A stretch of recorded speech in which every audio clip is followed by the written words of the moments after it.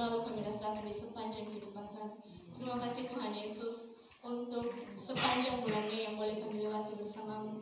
Sehingga pada saat ini Tuhan, Kau masih mengizinkan kami untuk menginjakkan kaki di bulan Juni ini. Terima kasih Tuhan, itu semua bukan karena kuat kami, bukan karena hebat kami ya Bapa, melainkan semata belas kasih Tuhan di dalam kehidupan kami. Ini awal bulan ini Tuhan, kami serahkan sepenuhnya ke dalam tangan Tuhan.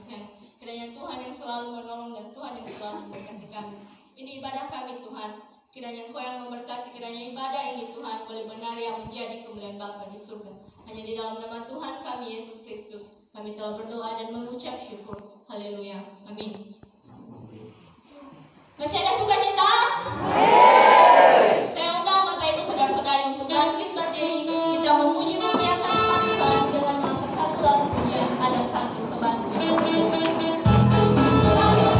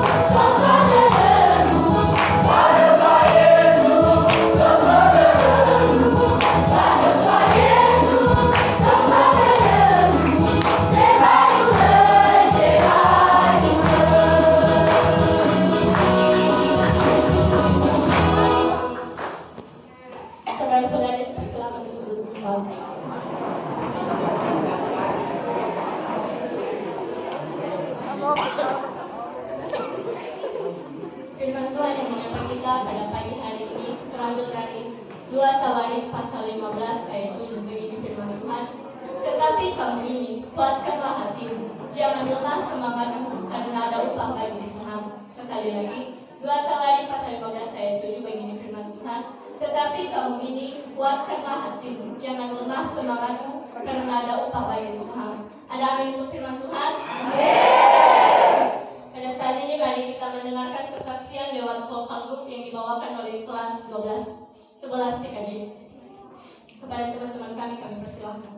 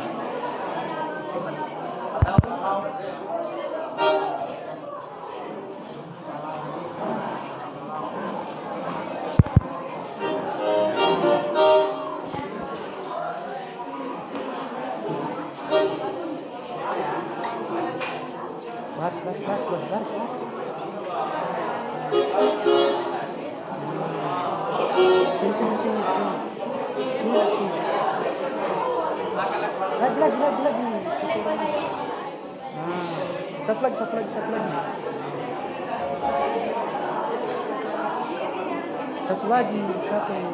Nah.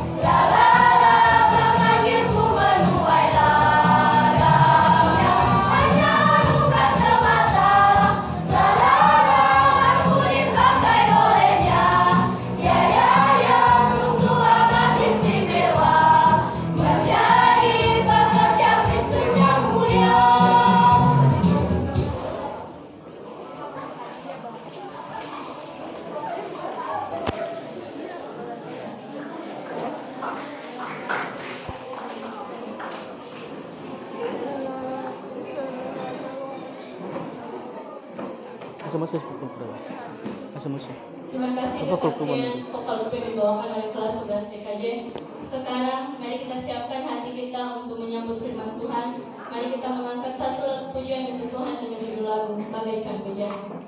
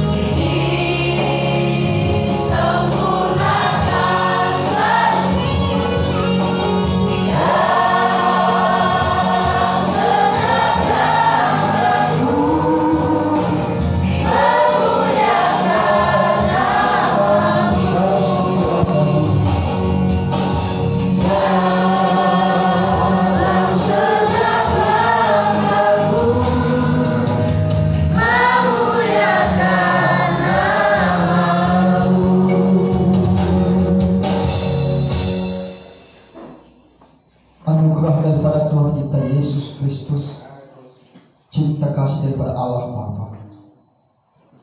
Persekutuan Roh Kudus menyertai kita senantiasa. Terima kasih Bapa di surga buat anugerah untuk kami saat ini. Ya kami Tuhan, kami serahkan jiwa mereka kami ke dalam tangan pengasihan-Mu. Urapilah hamba-Mu ya Tuhan, yang sebentar lagi menyampaikan kebenaran firman. Biar segala apa yang disampaikan oleh hamba-Mu betul-betul perkataan yang keluar daripada mulut Allah sendiri. Berikan juga ketenangan hati kepada seluruh jemaat-Mu untuk menyambut kebenaran firman. Biarlah sabda Tuhan saat ini sungguh menjadi pelita dalam kehidupan kami. Segala kuasa kegelapan, roh-roh jahat, setan, iblis yang senantiasa mengganggu mengacaukan kehidupan kami usir, kami tolak di dalam nama Yesus. Biarlah kuasa Tuhan senantiasa berdiam di tempat ini dan mendiami hati dan pikiran kami masing-masing. Terpuji nama Tuhan di tempat yang maha tinggi. Di dalam nama Yesus kami sudah berdoa dan mengucap syukur. Amin.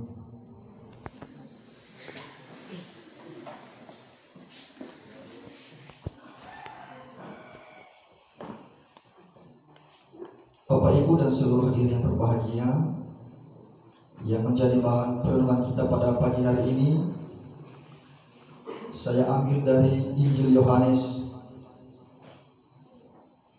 pasal 20 ayat 19 sampai 23. Bagi yang punya Alkitab silakan dibuka, dan bagi yang belum ikuti dalam hati. Yohanes 20 19-23, demikian firman Tuhan. Ketika hari sudah malam, pada hari pertama minggu itu berkumpullah murid-murid Yesus di suatu tempat dengan pintu-pintu yang terkunci, karena mereka takut kepada orang-orang Yahudi. Pada waktu itu datanglah Yesus dan berdiri di tengah-tengah mereka dan berkata, "Damai sejahtera bagi kamu." Dan sesudah berkata demikian, Ia menunjukkan tangannya dan lambungnya kepada mereka. Murid-murid itu bersuka cita ketika melihat Tuhan. Maka kata Yesus sekali lagi, "Damailah sejahtera bagi kamu. Sama seperti Bapa mengutus aku, demikian juga sekarang aku mengutus kamu." Dan sesudah berkata demikian, Ia mengembusi mereka dan berkata, "Terimalah Roh Kudus. Jikalau kamu mengampuni dosa orang, dosanya diampuni. Dan jikalau kamu menyatakan dosa orang tetap ada, dosanya tetap ada." Demikian firman Tuhan. Tuhan Yesus memberkati kita. Shalom. Selamat pagi. Ya, yang pertama dulu saya berikan apresiasi kepada anak kami. Sekalipun tadi sedikit saya kecewa dengan kurang tepatnya, ya katakan, anak kami dalam mengatur kursi saja cepat naik sedikit tensi saya dari 50 menjadi 70, sehingga terganggu konsentrasi saya tadi untuk bisa menyampaikan firman Tuhan ini. Sungguh itu saya sampaikan, dan semoga hari ini kita tetap berdamai. Amin. Semoga lain kali jangan seperti itu. Kalau disuruh kursi angkat, jangan lagi sorong menyorong, duduk lagi serong kiri serong kanan, sehingga bisa mengundang amarah dan emosional. Dan itu aja terjadi, itulah hidup. Hidup semua permainan, tapi jangan hidup dipermainkan oleh kelalaian kita. Hidup memang permainan, itu kata Raja Salomo, jangan salah. Hidup betul-betul permainan. Kita dipermainkan oleh karena kelalaian kita dipermainkan oleh karena kebandelan kita dipermainkan oleh karena keras hati dan kepala kita. Hidup semua permainan, tapi jangan hidupmu dipermainkan oleh itu. Amin. Sampai itu saudara. Firman Tuhan berkata pada pagi ini kepada kita melalui hambanya Yohanes saat itu. Ini Yohanes daripada salah seorang rasul Kristus yang sudah mati-matian berjuang untuk membentengi Yesus Kristus pada saat itu. Tapi toh artinya perjuangan mereka sia-sia. Apa buktinya? Yesus bisa dimati, bisa dibunuh di tangan orang-orang yang sama sekali tidak bertanggung jawab. Mana ada tadi kata-kata mereka, beberapa orang murid Yesus langsung terus, "Tuhan, aku lebih dulu mati daripada Engkau." Ada seorang gadis atau anak kecil saja pun dia tertipu dan takut. Semua engkau juga percaya pada Yesus. Aku tidak tahu siapa dia. Karena juga kita seperti itu. Dari mula kita berkata Yesus, tapi di saat kesasar, di saat sasarnya setan, ada Yesus lu kenal nih. Sudah Yesus ada Yesus, ya kan? Ya kan? Sudah Yesus ada Yesus terjadi masa kini. Bukan haleluya puji Tuhan, tapi semua Yesus ada Yesus. Itu kata orang-orang yang tidak bertanggung jawab. Nah, firman Tuhan ini adalah, saya ambil temanya adalah hidup dalam damai. Kenapa saya katakan hidup dalam damai? Karena di perikop ini tadi 2 kali Yesus berkata, damai sejahtera bagimu. Dan lagi melanjutkan perkataannya begini kepada muridnya, lagi berkata, damai sejahtera bagimu, saudara. Jadi damai sejahtera bagimu adalah menentukan orang takut dan tidak takut. Damai sejahtera bagimu bisa membuat kita berani dengan kata kunci damai saja. Sepele tapi bermakna. Damai. Tapi kata damai itu bisa membuat orang sama sekali kuat, bisa membuat orang berdaya, bisa membuat orang mampu, bisa membuat orang bahkan melakukan mujizat hanya dengan untaian kata damai sejahtera bagimu. Segelintir saya sampaikan cerita daripada firman Tuhan ini adalah merupakan kisah seorang murid-murid Yesus setelah Yesus mati dan bangkit. Sebentar lagi nanti Yesus naik ke surga, gempar di seluruh Yehuda atau pembangsa Yahudi tersebut tersiar berita-berita yang mengejutkan dan menakutkan seluruh murid-murid Yesus. Berita apa itu? Di seluruh Yehuda pada saat itu bangsa Yahudi tersiar informasi berita yang membuat murid-murid Kristus, bahkan yang membuat pengikut Yesus tadinya takut. Kenapa saya katakan takut? Itulah firman Tuhan tadi. Ketika hari sudah malam pada pertama minggu itu berkumpul murid-murid Yesus di tempat dengan pintu terkunci karena mereka takut. Satu orang saya tawarkan menjawab, kepada siapa mereka takut dalam perikop ini? Bisa Agnes menjawab? Kepada siapa murid-murid Yesus takut dengan perikop yang saya sampaikan ini? Kepada siapa murid-murid Yesus takut? Kepada setan, kepada Yesus, ataupun kepada siapa? Kepada siapa murid-murid itu takut?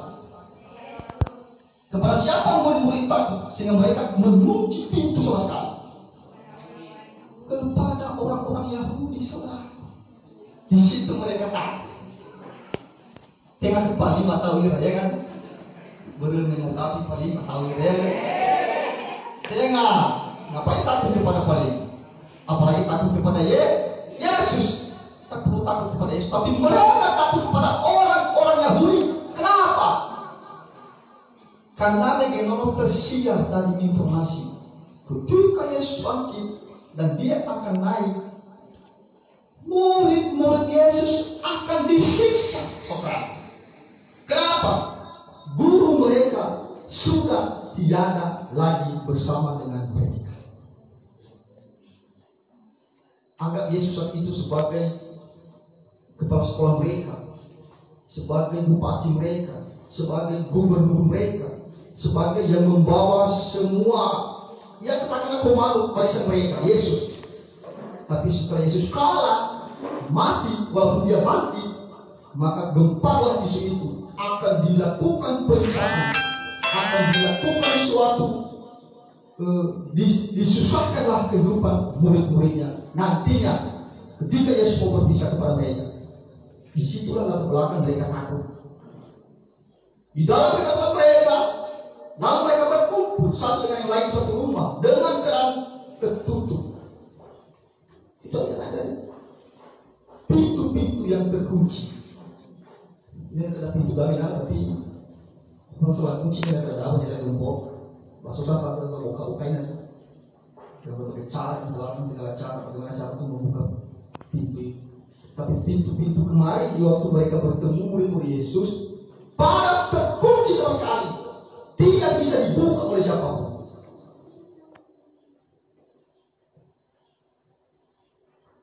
Tapi di sini mujizat terjadi.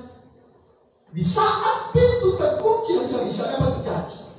Yesus datang dengan sendirinya. Pertanyaan Di mana Yesus lewat? Di dapur kah? Dari atap kah? Bagi itu gimana ya? Leader berjalan tol ya kan? Tidak. Itulah kehebatan Yesus Kristus. Yesus dan sendirian datang di tengah mereka dalam suasana, dalam situasi, dalam keadaan mereka sedang takut dan gelisah. Ketika Yesus datang, apa yang terjadi? Apa kata Yesus? Damai sejahtera bagimu. Ya Allah, ya Allah, ya Allah, sebutnya dulu 3 ya. Ya Allah.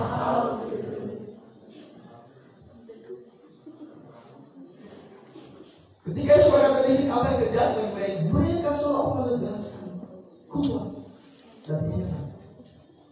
Mereka semakin kuat, mereka semakin terpercaya lagi. Dan apa kata Yesus? Lihatlah aku, lihatlah lampu, dan segala bekas-bekas pukulan, bekas-bekas paku, tombak sekalipun yang telah dilakukan kepada Yesus, akan Yesus perlihatkan kepada mereka di saat dalam mereka seolah takut dan gelisah dan gemetar dan cemas.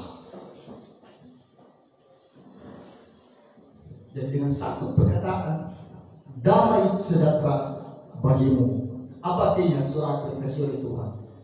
Ketika kita dalam proses ketakutan, apapun yang menghampiri kehidupan kita, yang menghantui kita rasa ketakutan, pergumulan masa depan, beban pikiran sekalipun, yang seolah-olah berat, tak bisa kita pikul. Apa yang terjadi? Katakan saja, damai sejahtera bagimu. Jadi harus ada yang namanya damai dalam hati. Ketenangan hati.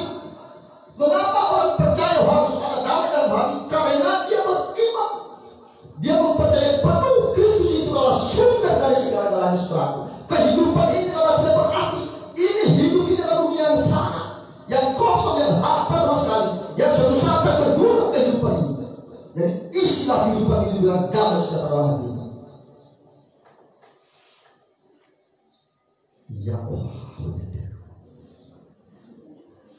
Jadi ketika ada masalah dalam keluarga, ketika ada perselisihan antara teman dengan teman, yang lain sudah mencuri pulpen temannya dan juga buku temannya, katakan saja kepadanya, ya Allah. Amin. Tapi hati kasih perang lawan, karena nanti organisasinya si mau saat ini nggak tahu pelan.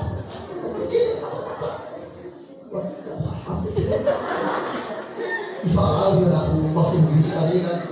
Mereka bahasa Inggris udah betul. Kita separang lawat kita ada di perang tadi, tapi ini sejak orang Kristen. Katakan saja damai sejahtera bagimu. Tapi tunggu dulu ketenangan hatinya. Jangan sampaikan saja kalimat itu dalam dia no guna aja bakal uniform itu. Ibarat menara kuning segala macam ya kan. Masih kan itu ya kan. Mobil teknologi karena Anda sudah mendengarkan firman Tuhan dari paling, katakan saja ya Allah dulu. Lalu fahudut dia dengan sopan belatuk. Wah. Akhirnya ibadah dia yang mabuk. Yang kumpul teknologi ya kan. Jadi apa dia setelahku? Di saat kita takut, di saat kita punya masalah, perlu dengan ketenangan hati dan sampaikanlah kepada dia dan sampaikanlah kepada teman-teman. Katakan saja damai sejahtera bagimu. Damai sejahtera bagimu merupakan suatu kata yang menguatkan kita, kata yang membuat kita menjadi kokoh, kata yang membuat kita menjadi berani untuk melakukan sesuatu yang terbaik bagi Tuhan. Kedua, kita diutus. Itu tadi, aku mengutus kamu seperti aku juga diutus oleh Bapa. Ketika murid Yesus Nabi sebenarnya akan menerima Roh Kudus, dan Yesus berkata kepada mereka, pergi dan jadikan semua bangsa muridku. Itulah tugas kita sebagai gereja. Setiap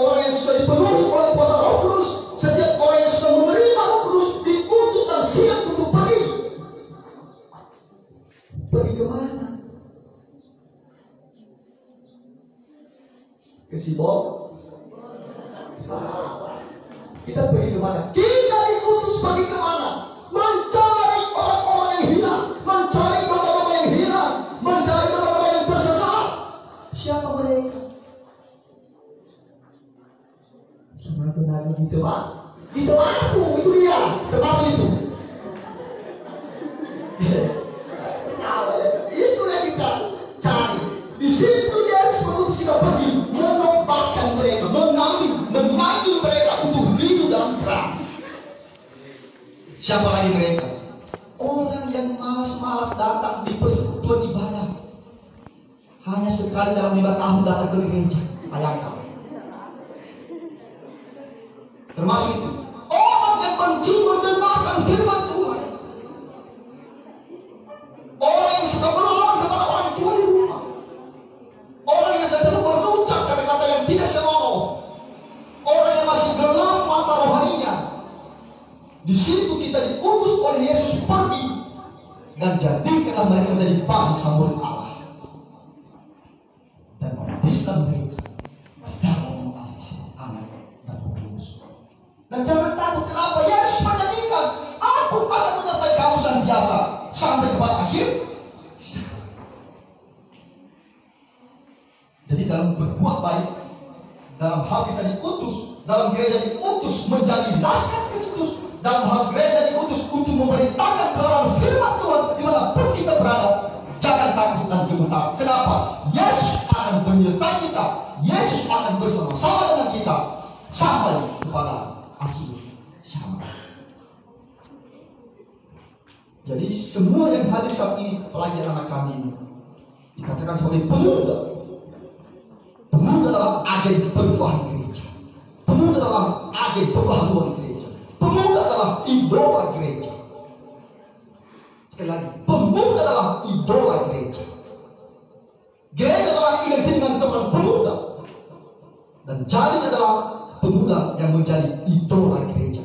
Idola yang diidam-idamkan, yang ditunggu-tunggu, dinanti-nantikan kedatangannya.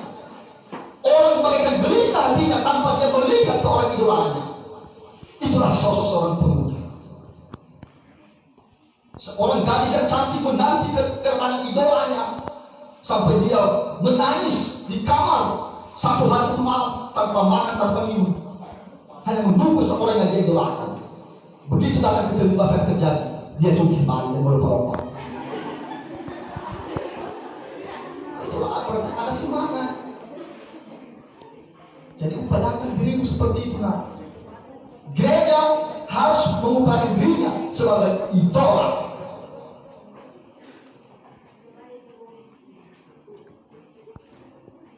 Amin.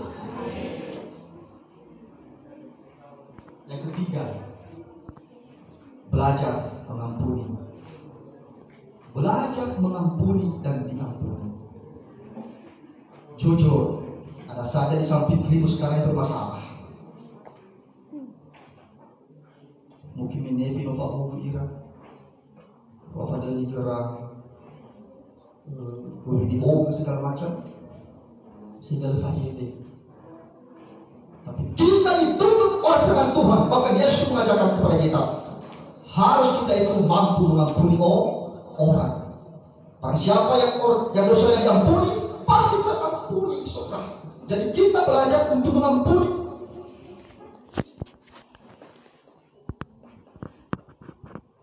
Dalam sebuah gereja, kalau kita mau usahani bahkan si A si B berdampingan, kalau kira di nama bohong, pasti kebetulan pas tempat duduk mereka sama berdampingan. Yotara ibadah kita selesai dulu fahidi. Si semua saya cepat bahasa berbohania.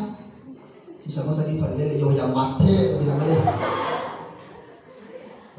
Sementara baru mereka berucap dalam doa kami, ampunilah mereka seperti kami mengampuni orang yang bersalah. Sementara juga di samping kirinya ada musuh yang sudah berselisih paham beberapa bulan yang lalu. Apakah mampu mengampuni ataupun tidak? Jadi firman Tuhan saat ini, Yesus sendiri mengajarkan kita untuk belajar harus mampu dan sanggup mengampuni, memaafkan kesalahan orang saudara. Termasuk kita saat ini, hadirin yang berbahagia, terlebih kepada seluruh mereka. Dari yang kecil ini, jangan kita bilang Pak Ahmad masih belum dewasa sekali, masih belum. Jangan katakan demikian, saudara. Dalam umur kalian seperti ini, harus diajarkan untuk belajar mengampuni. Sungguh belajar dan mampu mengampuni kesalahan orang, mampu mengampuni kesalahan gurunya sekalipun. Kalau berapa tahun yang lalu, ketika kalian ini menghadapi ujian, ada kesilapan, kesalahpahaman antara guru dengan siswa, ampuni sebaliknya. Lepaskan segala kesalahan orang. Kenapa? Supaya kita menjadi penghalang berkah dan anugerah Tuhan kepada kita. Kalau kita tidak pernah melepaskan dosa orang, kalau kita tak pernah mengampuni dosa orang, jangan harap engkau mendapatkan hidup yang kekal. Itu firman Tuhan berkata itu.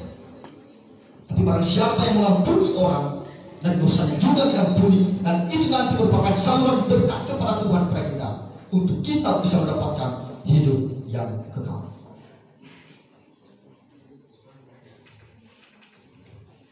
Sudah pernah makan ikan goreng? Sudah? Sering. Saya bertanya.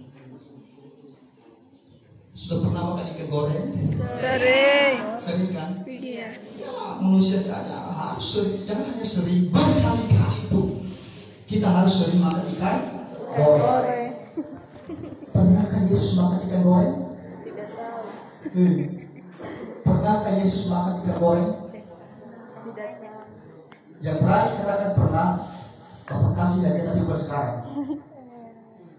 3 hari 2 hari, yang penting selama saya hidup ini akan saya kasih hadiah kepada orang yang berjawab saya. Pernahkah Yesus makan ikan goreng? Pernah. Berani. Disertai dengan kita ya, kita dengan bukti. Ini nanti relevansi dengan firman Tuhan sampaikan. Akan saya baca nanti di sini. Pernahkah Yesus makan ikan goreng? Tapi kita akan tahu oleh guru. Pasti Bapak juga saksi menjawab itu. Tapi siswa dulu, pernahkah Yesus makan ikan goreng? Kalau tidak pernah, silakan buka. Buka kitabmu. Ada punya kitab? Tidak. Kitab elektronik? Ada Pak? Bagi buka Pak Lukas 24. Lukas pasal 24 ayat 42. Dan sini kita tahu bahwasanya Yesus pernah makan ikan goreng. Lukas pasal 24 ayat 42.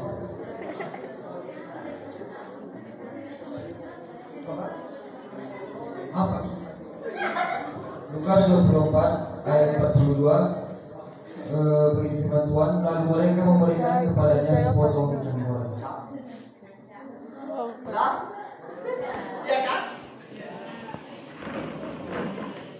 Dan ketika mereka percaya karena girannya dan masih heran, berkatalah ia kepada mereka, "Adakah padamu makanan di sini?" Lalu mereka memberikan kepadanya sepotong ikan goreng.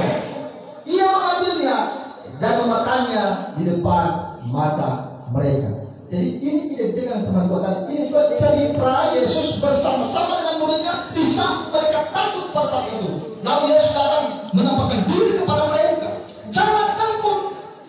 Ini adalah Yesus sendiri yang pernah bersama-sama dengan engkau. Dan jika engkau tidak percaya, ambillah sebuah makanan bagiku. Hidangkan kepada aku. Sementara bagi mereka hanyalah makanan yang tersedia, termasuk ikan goreng. Dan Yesus membuktikan diri sendiri, dia makan bersama dengan mereka.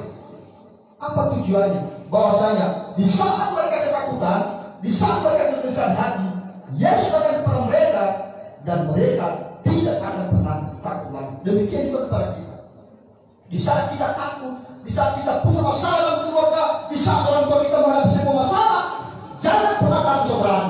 Yesus tiba-tiba akan bertamu di rumahmu, akan bersama dengan engkau.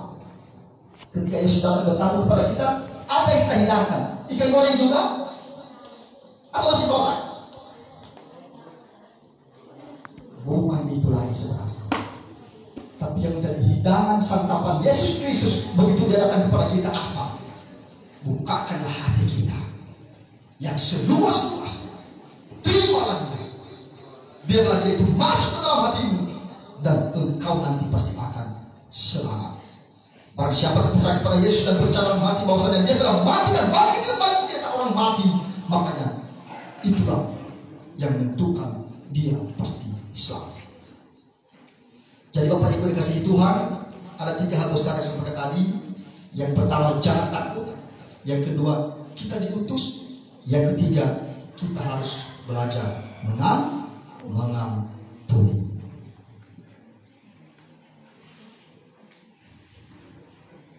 Capek? Udahlah, karena waktu juga membatasi kita cukupkan sampai di situ firman Tuhan ini. Dan firman ini sungguh kita berdoa biar menjadi berita di dalam setiap kehidupan kita di saat dan dimanapun kita berada. Demikian firman Tuhan, kita berdoa. Bapa di surga, terima kasih atas kebenaran firman-Mu pada saat ini yang Engkau perdengarkan kepada kami.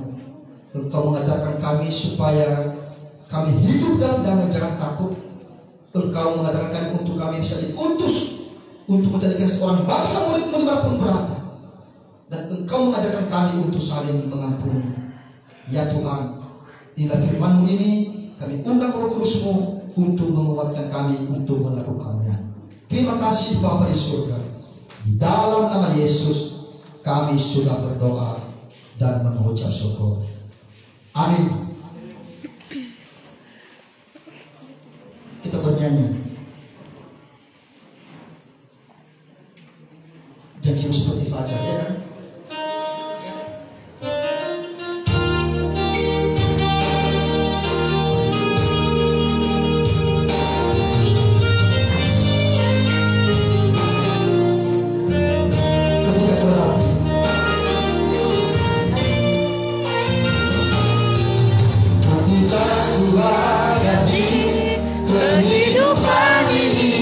Jalan mana yang harus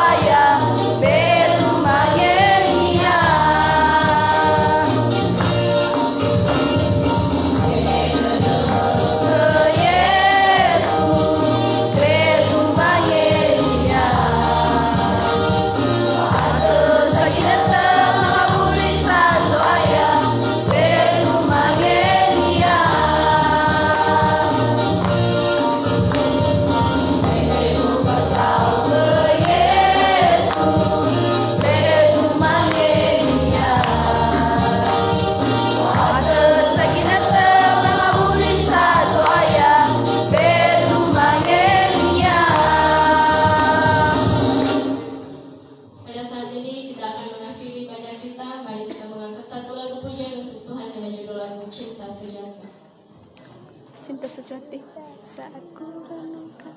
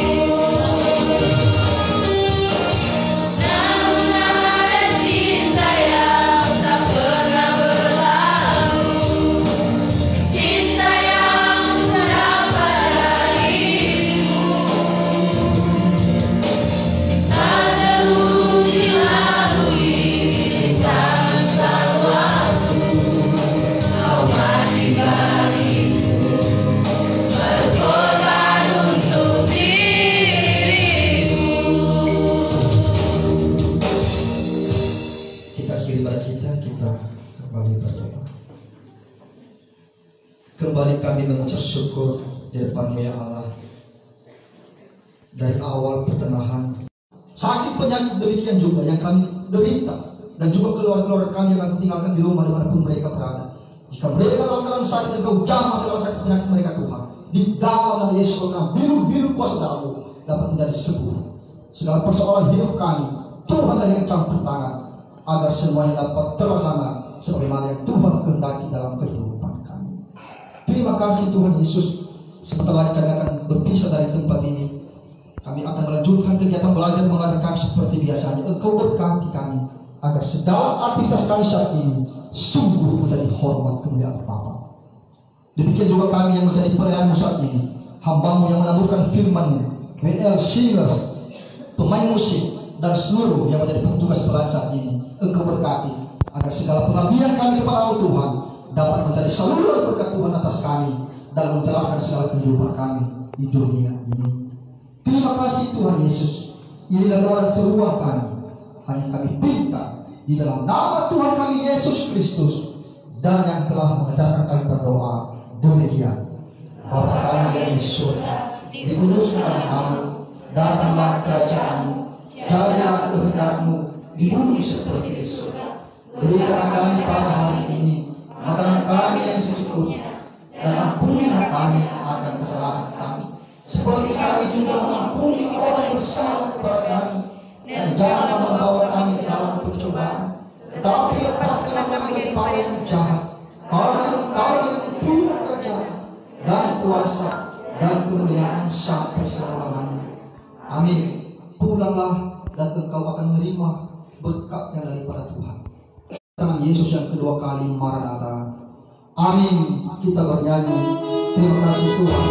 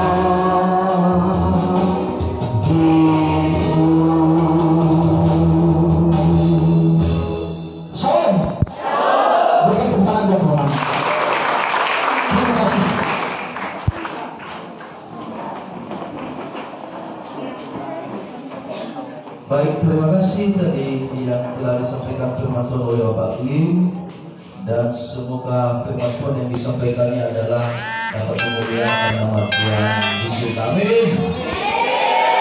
Di sini juga ada pengumuman sebentar saja. Pertama,